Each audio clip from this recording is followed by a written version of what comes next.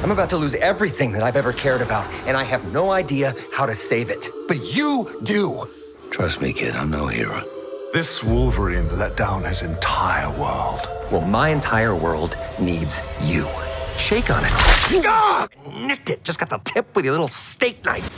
Today we're talking about Deadpool and Wolverine, one of the most expected films of the summer and the year. Still in cinemas at the moment, and we're gonna try something different because between me and Basil, is a big difference between what I've seen of the Marvel Universe and what he's seen. And he hasn't seen much.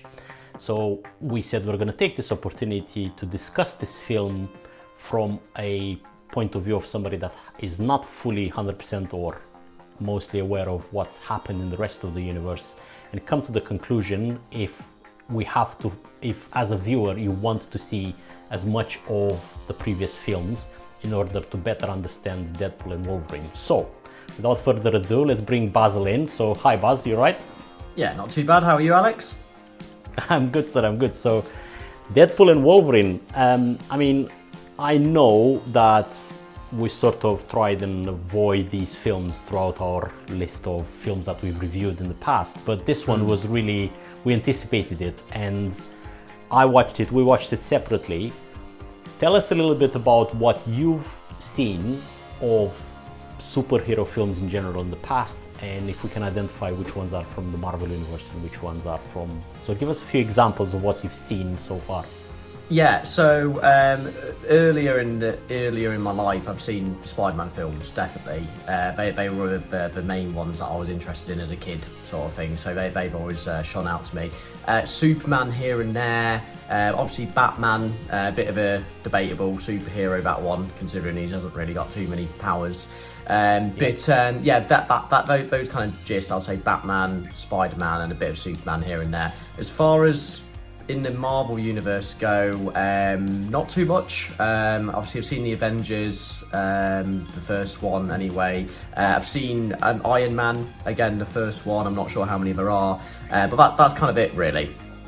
Okay, so very, very slim, I would say. Yes, slim pickings. Just slim, yeah. Just to put it in perspective, so far there are 34 films launched already in the Marvel Universe. Plus some I think I counted about 20 TV series that are within the universe. So if you say you've probably watched about 5 films altogether, 6 films will be accurate. And these are not all of them from Marvel Universe, because Batman is from DC Universe, Superman is from DC, Iron Man and the Avengers are actually Marvel Universe. So okay, so you went into the cinema with expectations of knowing who's in the film, the actors, knowing you've seen the first Deadpool, have you? The first in the series out of the 3, is that right? Yeah, I have, and obviously I will evolve. I have seen X-Men as well, which is obviously why, you know, I know who Wolverine is, and I think X-Men is part of the Marvel Universe, so maybe I missed that earlier. Okay, that's fine. So when you started watching this film, and when you came out of this film, you tell us what you think the story is about.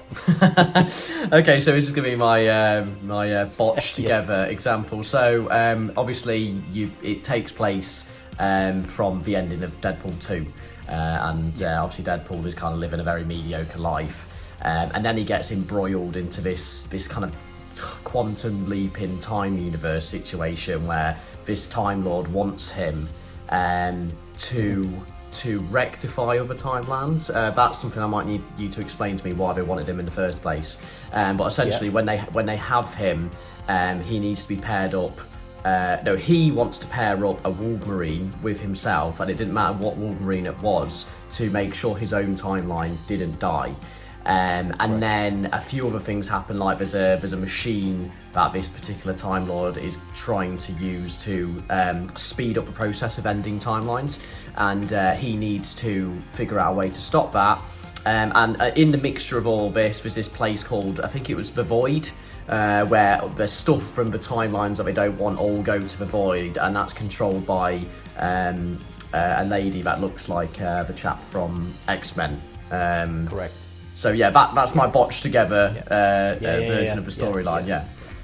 Yeah. So that I mean, it's good. It's good that you put it together. That makes sense that way, because that's fairly true. It sounds complicated, And so that's mainly the storyline. But how many times did you feel like I didn't get that joke, I didn't get that plot point because you're lacking information from a different film prior?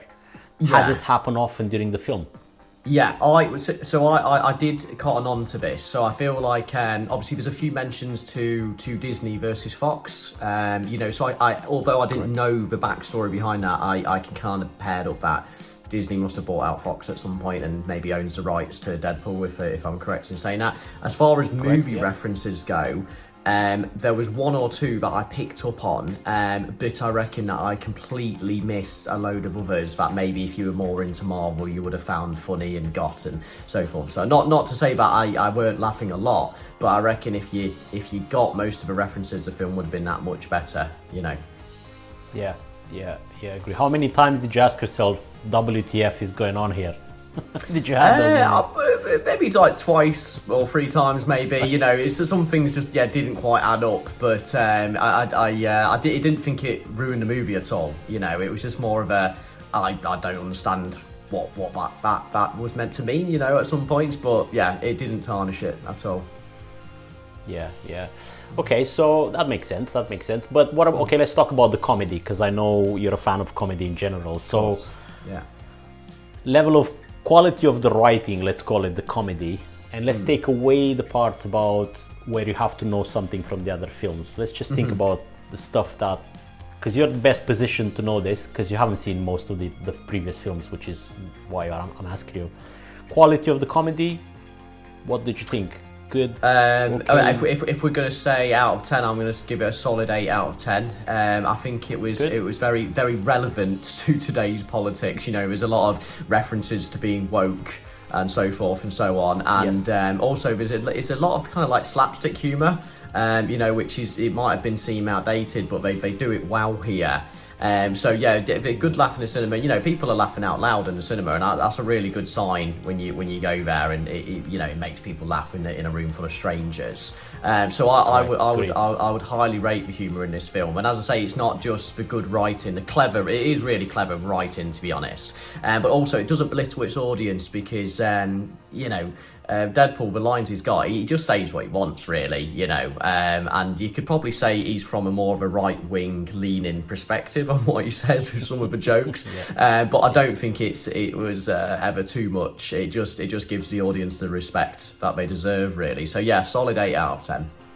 I think, I agree. I think it was good comment. Sometimes you have to pay attention, because sometimes it's in one line it can be a joke about the character's past or whatever, and in the same line it's a joke about the actor that's playing the character, or that has played a different character, so for example, Captain America, so the actor turns up, Chris, can't remember his name, turns up, and then there's a joke about him, the same actor that plays Captain America, in a film about Deadpool. So it's like you have to make sure you pay attention, but it's good quality comedy. I found this.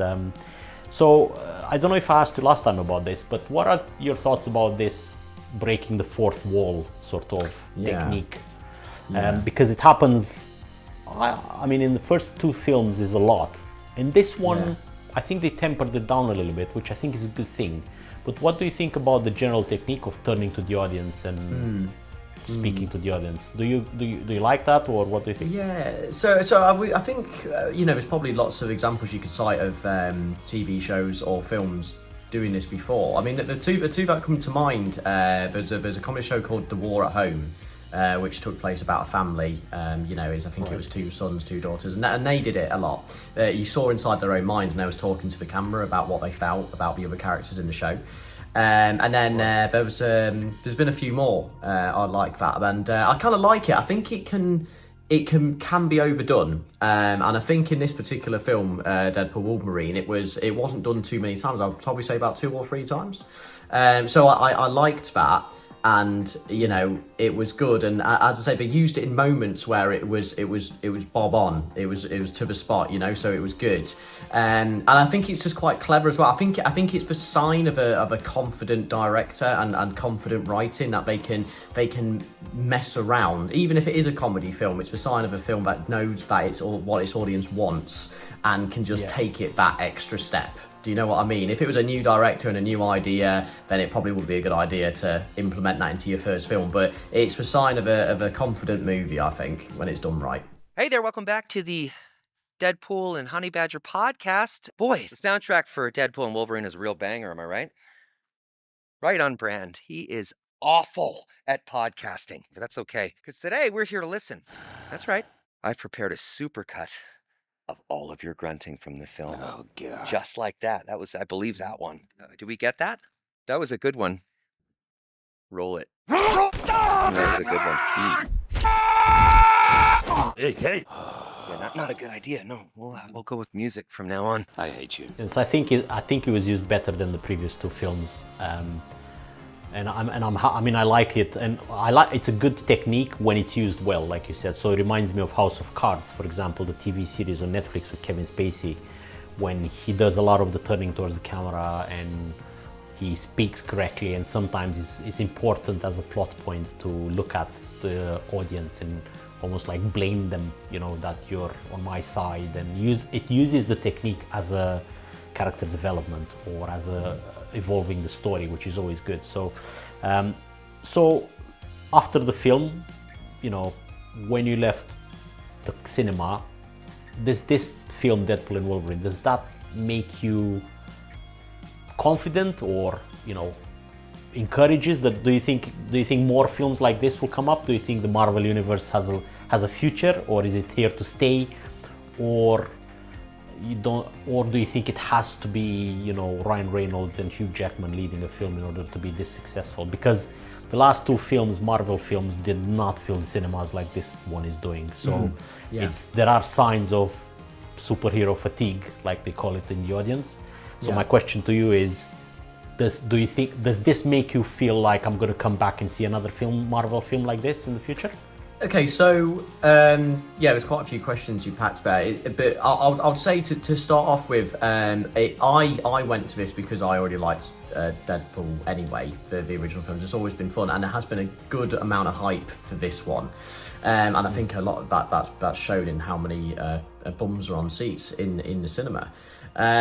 So I think it was a clever idea. That being said, if they were to make a sequel to this particular movie, would I go and see it? I think I would, but that's then there it would end. You know, if they carried on making them and squeezing them out, I think it would maybe just kind of turn into that classic Marvel film is, and that's why I'm not really interested in Marvel, because I think as someone who likes films and the art of filmmaking, I feel like Marvel's just kind of get pumped out a little bit. That's my perspective of someone who doesn't really watch them on a regular basis. So I think this might be a standalone thing for me in terms of that universe. And if I were to go and see one, it probably would have to be them two as well. It wouldn't just be, you know, that maybe another Captain America film. That probably wouldn't interest me, no.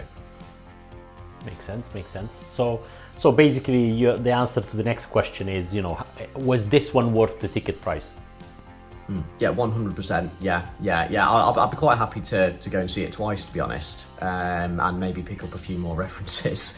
But 100%. You can't even argue that. Well, you have to see 30 films before you go back to see this one again. Yeah. yeah, at least. At least, if anything, what you said beforehand. Yeah. Otherwise, I won't get the references. Thank you for watching our discussion about Deadpool and Wolverine with Basil, who hasn't seen much of the Marvel films. If you have any suggestions for him on what to watch next, put them in the comments. And as always, thank you for watching and subscribing, and we'll see you next time.